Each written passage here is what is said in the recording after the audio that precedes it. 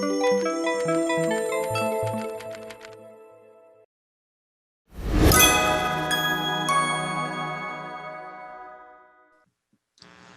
everybody. Adam Parks here with another episode of Receivables Roundtable. Today, I'm here with my longtime friend, Mr. Howard Barnard from InvestiNet. How you doing today, Howard? I'm good, sir. You even said my name right. I thank you. Well, I've known you long Good enough. start. I would think that I should say your name correctly at this point. I know Howard is a tough thing to pronounce. So I've known Howard now for, oh my God, I don't even know, probably going back to about 2006 when I was at Credit Max and then at Sterling Capital Management. Howard is a staple of the industry, and I know that most of the people watching this probably already know a lot about him and who he is. But Howard, can you just tell anybody who doesn't know just a little bit about your background and how you got to the seat you're in today? Sure. I've become a staple. That's interesting. Steve Cohen somewhere is smiling.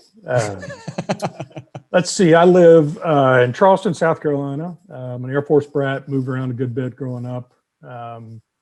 Was a regional banker after college. And the slightly romantic version was training for the Marine Corps Marathon with a group of friends. And we were meeting every morning. And two new guys joined one morning and got to know them. And they were in the debt buying industry. First time I'd ever even heard of that. That was 2% of my day on a bad day. Mm-hmm. And fast forward later, one of them became president of just an amazing client, and the other one became a business partner in several entities in the debt buying industry. So started really, I guess the education really expanded. Went to work for Erin Capital, ERIN, in New York. It was a hedge fund with Eltman & Cooper as its captive law firm. Bryce Smith joined me there. He took over running basically all of ops. Learned a lot there. Brian Boyle was the president. To his credit, we had some investor money dry up, and he said, we got to reinvent ourselves, and kind of landed on the dormant judgment model, which is essentially, if a judgment hasn't paid or you haven't found a job after X amount of time, you should probably consider treating it different. So we worked there almost 5 years, and then Bryce, to his credit, said, I think we could do this better and more effective if we moved it down south, and started InvestiNet 10 years ago last month. Oh, wow. Congratulations. Thank you. You're welcome to the party next week. And I've been there since day one. It was just a neat, I look back now and I literally said yes, just on the promise of having fun with friends. Having suffered through some other jobs I didn't really like. And you still got to work. It hadn't been perfect, but it's 99% what we dreamed it would be. So still ran the dormant judgment model hot and heavy out of the gate to get the company up and running. It's funny when we look back now, 10 years ago versus now, purely on relationships, which I believe this industry is and always will be for the long term. We got our placements before our software was up and running. And an agency friend became our de facto system of record for a few months. And in fact, they've moved on, and now they're both clients at two different companies. So it's funny how a servicer becomes a client, becomes a friend kind of thing. But that repeats often, I think, in my personal storyline. So year 10 InvestiNet, we're neat. Still do the dormant judgment model. Bryce started up. Bryce is the owner, CEO. We started our own digital collections, email and text, a little over a year ago. It's been fascinating to learn and how easy it is to get people interested in the idea, low cost of collection. And from that, from the dormant judgment model, we learned sometimes finding where someone works and proving you can garner their job is easier than validating the judgment is still in place. So internally, we do a ton of data prep research. We've had a big bank call and ask us, could we research if a satisfaction had been filed? And if not, would we? And it was the first time we kind of got off the conveyor belt. And it really opened our eyes to creativity. Fast forward now, we just filed a patent for OCR technology to read judgment images. And it's still, if there's some nasty project that you don't want to do or don't think there's an answer, that's kind of how we made our living. is learning how to return something profitably to us and to the client. So it's been neat. I can't wait to see where the next 10 years goes. It's amazing that it was a long rambling.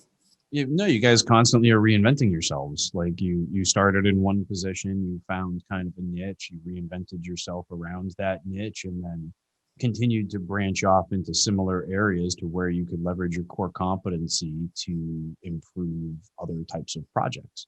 Obviously, I've been familiar with InvestiNet for an incredibly long time, and we've done plenty of different things together through the various positions in my career. But I think one of the things that you said is something that I always harp on when we talk about the industry, and that's never burn a bridge here, because you never know when that person is going to be in a different position.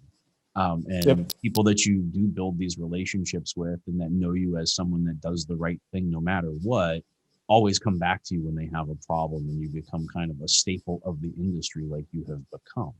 And yes, I'm sure Steve Cohen is laughing while he's watching this today. Seeing two people that he has spent a lot of time developing, coming together and having, a discussion like this in this type of a forum, which is, absolutely fantastic. I'll make sure that I get this one in front of him. Which actually brings us to, kind of the first question that I want to talk about, because one of the ways that you and I have developed our relationship or deepened our relationship has been through RMAI, the Receivables Management Association International, and through our participation in a variety of committees. If I'm not mistaken, like you and I worked together on membership for a number of years. And it's such an incredible opportunity to really get to know people. And that's why I always harp on people to, don't just be a member, participate. Being a member and being an active member are two very different things. But let me ask you this, what does the association mean to you? Well, it's funny, in the beginning, as a banker, I was really naive, about many things, but as the industry as a whole, I went to the first RMA, then DBA. I think I'd been to Vegas before. In my little banking job, I didn't travel that much. But I asked someone in the room, I go, who should I meet here to be a linchpin to get to meet the right people? And this person pointed out Brian Williams, now the owner of Crown Asset. It may be 15 years. I'm embarrassed to say that. 15 years later, I consider Brian a good friend. Sure. And I use that as an example for RMA. You get what you put into it if you just sit at home and don't do anything. But Brian became a friend and a confidant in the beginning. Like, who should I stay away from? What should we do? Do you know a good, I'm making it up, a letter vendor, right? Anything you want to bounce ideas off. He was a good guide in the beginning. Hope we still look out for one another. And don't get me wrong. You got to negotiate your own deal with Brian Williams. So being a member of RMA does not mean you're going to get business. It just means you may find the right room to sit in to try to get it. So I took a little break from that, being active in it, to let some other people in InvestiNet do it. Came back, I guess, 2 years ago now, even though last year we didn't do much than to make some phone calls for the pandemic. But it's been amazing just in that 3 years to see how much it's grown. And I appreciate all you've done. It's come a long way. And in the 10 years I've been really involved with it. And it's neat, particularly like recent court cases, how, I told you that Friday summary email was just awesome. That absolutely dumbed that issue down enough for our entire company, including me, and to be an advocate for it. So it's been neat. And in some ways, having, basically a year taken away from us, it's been neat to be that family reunion environment, to get back together and have everybody excited about traveling again. So I can't say enough about it. It's you get what you put into it, and we try to put a lot. So. That is definitely a true statement. From my perspective, it's really helped me to build into who I am today. And, this past one was a family reunion is the best way to put it, because if there's one thing that I've learned in this industry, it's the people. That's why I'm still here. I have investments in a number of different industries, and this is the one where I spend almost all of my time because of the people. Right? Like the relationships that are built, the way that people care for each other, even competitors are always finding ways to work together. So I think it's a really unique kind of business because it is so small, but finding like you had Brian Williams, I had Mike Colby, And Brian has also been an incredibly important person for me. Um, Having those types of guides, like this is an industry where people will grab you by the hand, walk you around, and make sure that you're meeting the right people, that you're staying away from people that you shouldn't be doing business with, that you're resolving and solving your problems. And I try to do that at least for one or two people at every annual conference, because I think that it happens for me. And I'll never forget the day that, Mike Colby and Tom Hicks took me by the hand when I was, green behind the ears and said, look, here's the lay of the land. Here's how this business works, right? And they had no reason or benefit to themselves to do that at that time, but it was the right thing to do. And now I try and treat that as my model of how to treat other new people that are coming into the business. So, I think the association provides a platform, and you're right that it doesn't necessarily get you the deals that you're looking for, right? Like, because you got to go out and make your own things happen in this world. But what it does is it gets you a seat at the table. It gets you an opportunity to participate in the discussion about how the future of this industry is going to be shaped. Which leads me to my next question for you, which I would love to get your take on the current state of the industry. Well, first of all, I've learned no one's ever completely happy in this industry. If prices are down, it's because collections are down. If prices are up, it's because there's not enough paper. So I think we've been here at least once in my existence. We had a little correction there. There were some debt buyers that were struggling and aren't around anymore. That may be about to happen again. I mean, if it all relies on feeding the machine, it's tough to pay 14 or 15 cents and to pay good talent. So I hope it's not a major correction, but we're due for one as usual. Been through changes in administrations. It's never ends up as bad as everyone thinks, but it always lingers a little longer than you'd hope. So I think this too shall pass, but it's pretty amazing when you consider just standalone stuff and then throw in a pandemic in the background. I think it was one of the neater experiences for us at InvestiNet during the pandemic. Was universally almost every client we would talk to weekly, and they all wanted to know, were they doing the right thing? Is there anything all your rest of your clients are doing that we should be doing? And everyone had, yeah, and doing the right thing. They wanted to do the right thing, which was a unique, when it's always about how much have you collected for me lately, and rightfully so. It was a neat added layer of, is there anything we shouldn't be doing? Can you help us look out? So hopefully some of that lingers. That and the fact you actually end up missing some of your clients. Well, it felt like the bonds got deeper, right? Like everybody we were all in the same storm, going in the same direction and trying to reach the same location. And, there was a lot of camaraderie. And I feel like although we weren't physically together, the bonds between organizations and individuals deepened because the trust factor was there. We realized that we were all facing the same or similar challenges, whether it be work from home, changes in liquidations, or whatever. And the pandemic was something that, we've seen other corrections before, and we can historically go back. We can look at the correction of the 80s, with the RTC that birthed the industry to begin with. Like there's enough historical data, but there's no historical data for how to handle a global pandemic. And I think a lot of people's contingency plans were set to, hey, if something happens in the United States, we'll offshore it. But you couldn't really take that approach this time around because things were just as bad, if not worse, in other locations. So this was, I think, brought some really unique challenges to the table. But even circling back to the RMAI piece, like that was the first thing we did as the membership committee was we reached out to all the members just to see, how are you doing? What do you need? Right? Like, what are you seeing, and how can we be helpful to you? And then we spent a lot of time working on how to execute on the feedback that we got from the members. So for me, those were fun calls. Yeah. It was different, right? Like it was. Yeah. I'm not here to sell you anything. I'm checking on you. But again, I dare to say most time we're not trying to sell anybody when we're calling on behalf of our Agreed. Right. We're just trying to provide information to people so that they can understand the value that's being provided, because it's not exactly a big sales pitch. It's really just trying to help them understand where we see value and what value we get from it. But in this case, we were asking for what value can we give you? What can we be doing to help you? And so I feel like there's, a lot of really good things came from that. But, as we talk about that and as time freed up, I spent a lot more time in the charities that I'm involved with, like the Warrior Project and the founding of the AP Foundation.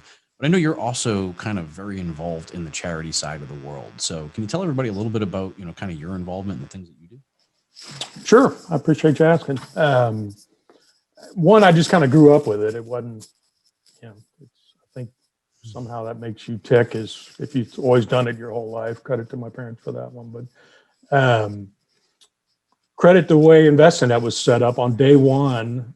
We've matched 100% of any employee's donation to any qualified 501c3. Wow. So 10 years later, we've given over $1 million out. And the neat part to me, I'll always have near and dear charities, but we've gotten exposed to so many other ones that we didn't know existed. And it's been amazing, I guess, as I've suddenly woke up and I'm the older guy in the room, just offering the match, I'm making it up, $100 for, you make it something, pet rescue next to where somebody lives, just changes the way they feel about the company and coming into work and being given a platform to talk about it where other people will volunteer and give money. It's been neat to see how wide ranging it is too, because there's a lot of people that need help, particularly in the last year. And we set up an internal team to try to vet those out, starting close enough to us first. Who could we walk to and help? And it's been neat. On the other side of this, I hope everything's going to roll up with a hot economy again, but always trying to make sure we bring everybody with us. And our new office, we've been there a couple of years, is in a opportunity zone or tax zone. So it was a little ahead of the curve, but it's coming around. But there are lingering, people that obviously need help that it's been fun to interact with. So particularly get to know them by name. But I admire the charities you're involved with, particularly as a military brat. So there's always reason to be a trumpet for someone else's cause. So thankful I get to do it at this point in life. I think you guys do some really amazing things over there. I've always been, a proud partner with InvestiNet. I think that you guys are really a unique type of organization. And, I appreciate everything that you guys are doing in the industry, your participation in RMAI, and just who you are as an organization.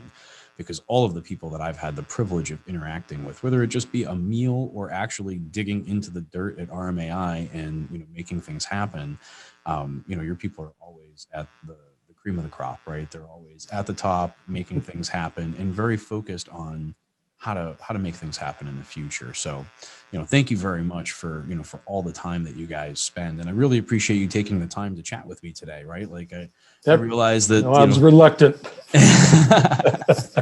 And nobody wants to be on video, but we got to do it, and we got to create content for the industry by the industry. No, I appreciate it. And I appreciate you highlighting other people too that I didn't know.